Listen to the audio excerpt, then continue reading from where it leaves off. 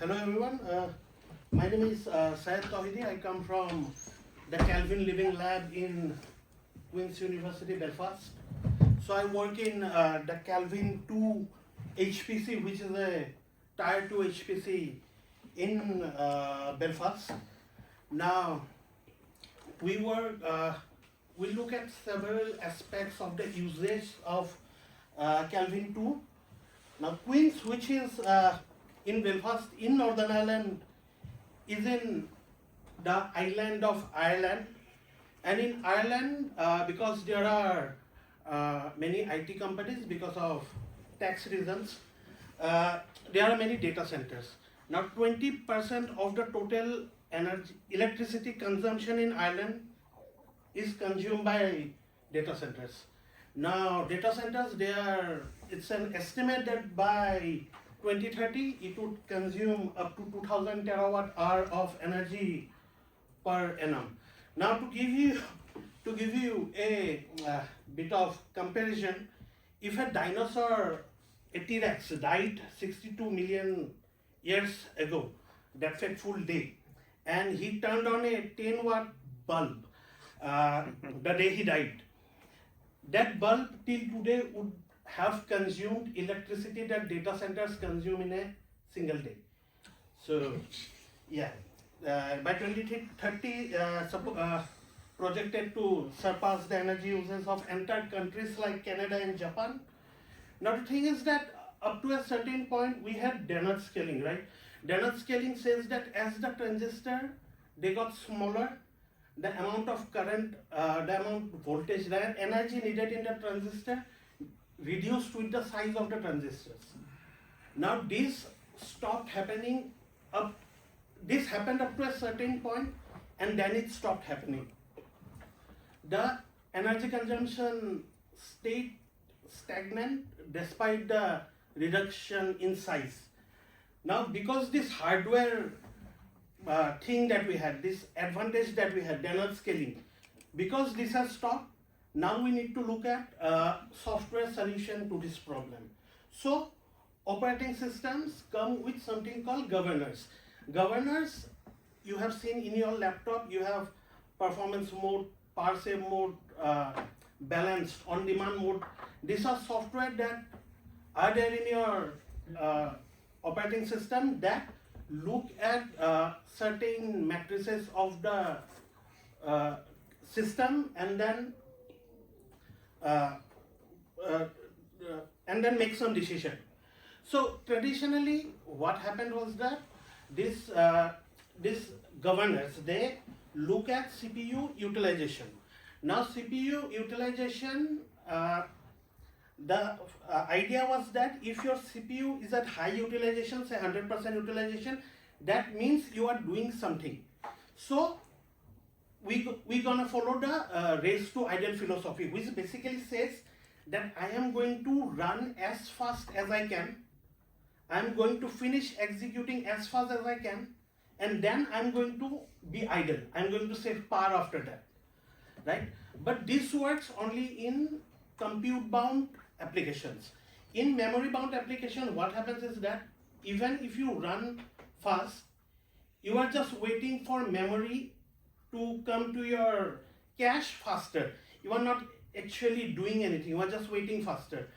So you look at CPU utilization, you see it's at 100% because your CPU is doing something, it's waiting.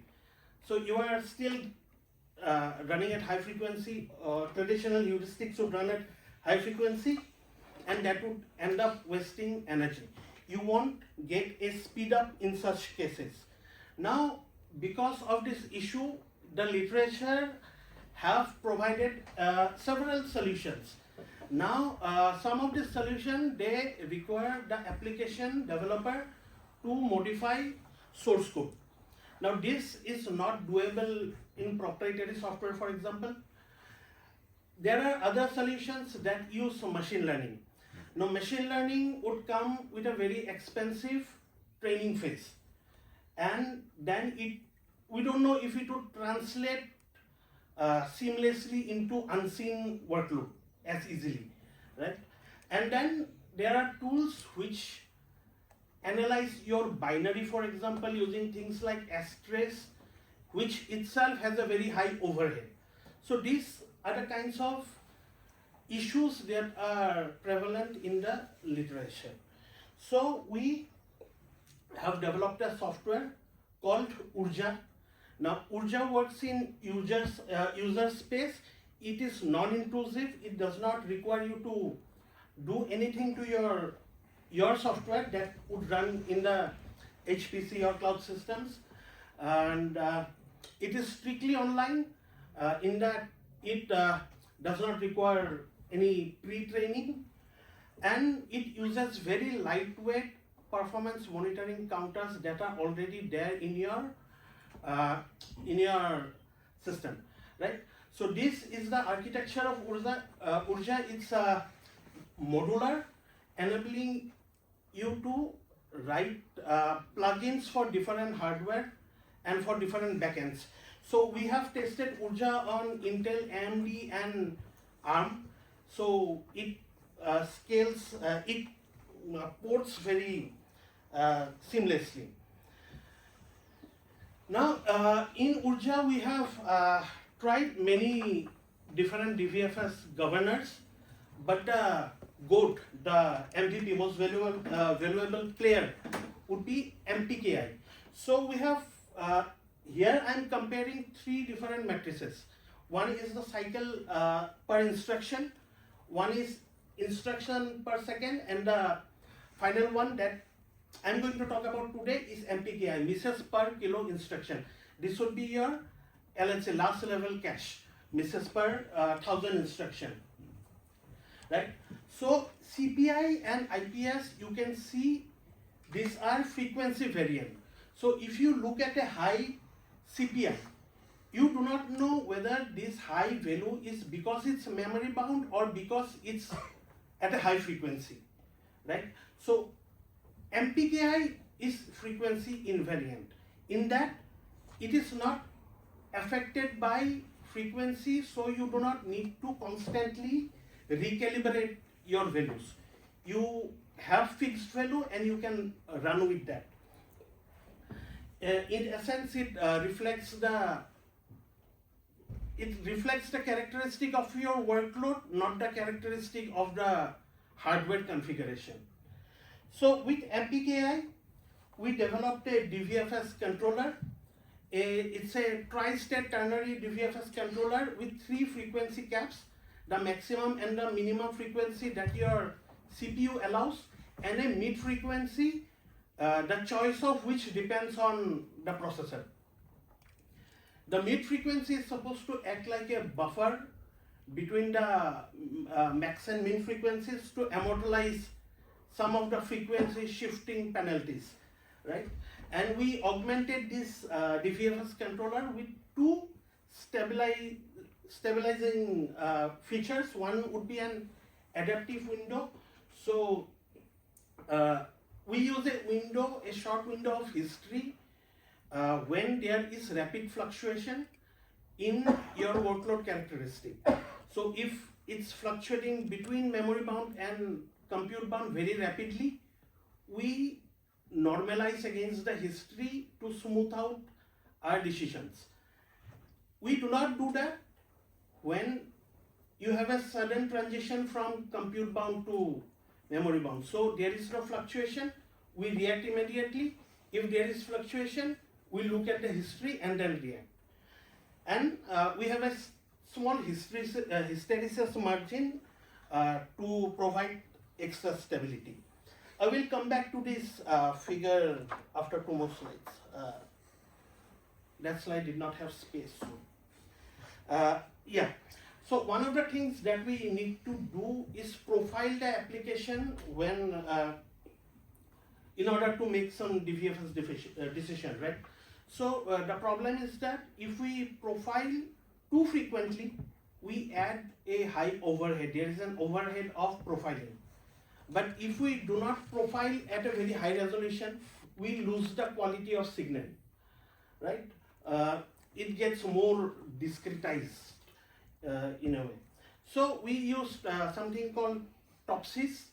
uh, to balance out the overhead, the signal quality, and we found that 200 millisecond is a optimal interval for profiling, and this is tested across multiple architectures and multiple workload, and has been supported by papers in the literature.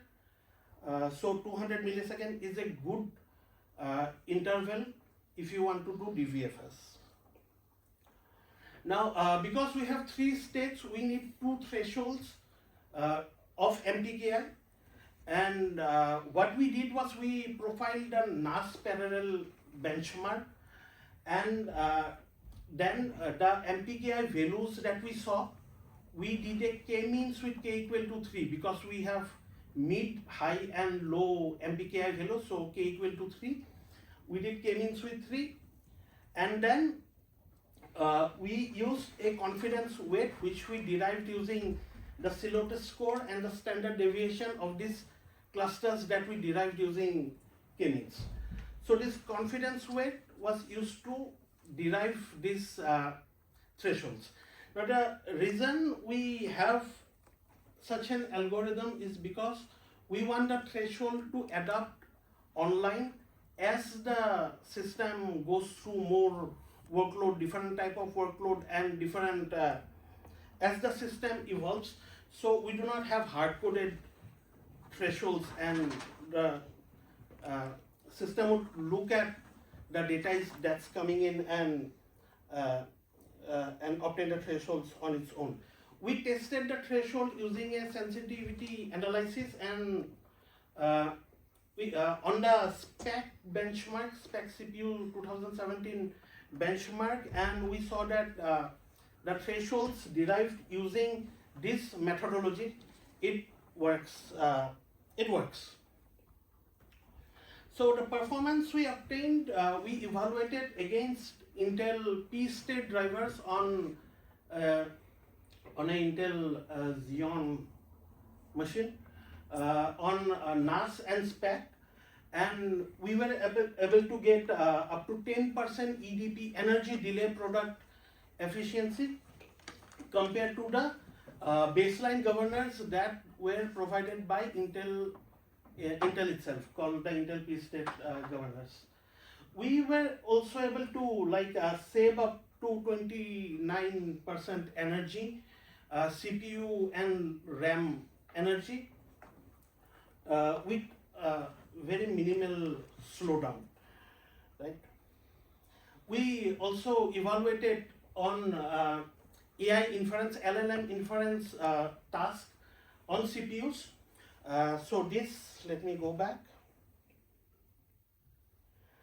We see that, okay, so AI on the edge, for example, how would it work is, you would give it a prompt, and then it would answer, it would evaluate your prompt and give you the answer. So the prompt processing phase is more GAM, generalized matrix multiplication. And the answering phase is vector matrix multiplication. So matrix multiplication is compute bound, and vector matrix is memory bound. So your LLM inference, there is a bit of caveat on this in that things like ChatGPT, they do not reply to one user at a time, so they would reply to multiple. It's called batching. So in that case, even the prompt process, the token generation becomes matrix, but in say your local computer, in your local device, it would be matrix vector. So we have this we have this jam at the beginning, which is a compute bound, and we see that our DVFS controller stays at max frequency in this phase, and then when we go to prompt processing, it reduces the frequency because now we are at a memory bound phase, essentially saving energy. We see, we see that once again up to 21% energy saving in local LLM inference. For example, in Ministerial 3, we have energy consumption reducing from 48 kilojoule to 38 kilojoule. This is compared to the power save mode that comes in your laptop. So to deploy this Urja and our controllers in Urja, we have a Spank plugin which integrates to Slurm in HPC systems. The user, it works entirely in user space. It requires a bit of permission, specifically the paranoid level needs to be lowered, and you need the administrator to set the governor to user space and give permission on a particular file call, scaling set speed. But after that is done, the things run entirely in user space. You do not need any profiling of your binary, any modification in your source code, and we do not do things like thread pinning. Now, thread pinning, had we done thread pinning, it would have saved us, it would have allowed us to save much more energy compared to what we are doing now. But to give the user independence, we explicitly made the decision that we would not pin threads. We would not. We do not want to interrupt anything that the user does, right? So that is a loss for us. But yeah, we are. Yeah, that's something we have to bear to enable users to work without any interruption, without any hindrance. So one of the things that we are facing trouble up till now was that when there is a big heterogeneity in the task, for example, you have say 128 thread in one sampling period going to 64 thread, going to 32 thread. So the number of thread fluctuates rapidly, or you have a fixed number of thread, but a few threads are very compute bound, the others are memory bound. In such scenario, because we do not do thread pinning, we do not know which cores we have to control, and these are the areas where we are facing trouble. And this is the future work that is really high on our immediate on our priority list. So yeah, this is what we plan to address next. In conclusion, Urja is lightweight. It is micro-architecture aware in that it uses this performance monitoring counters that are available in all modern CPUs, and it gives us good sustainability gains with very minimal overhead and slowdown, and really gives us good across all benchmarks. Give us good EDP improvement. So this is my short presentation. Thank you.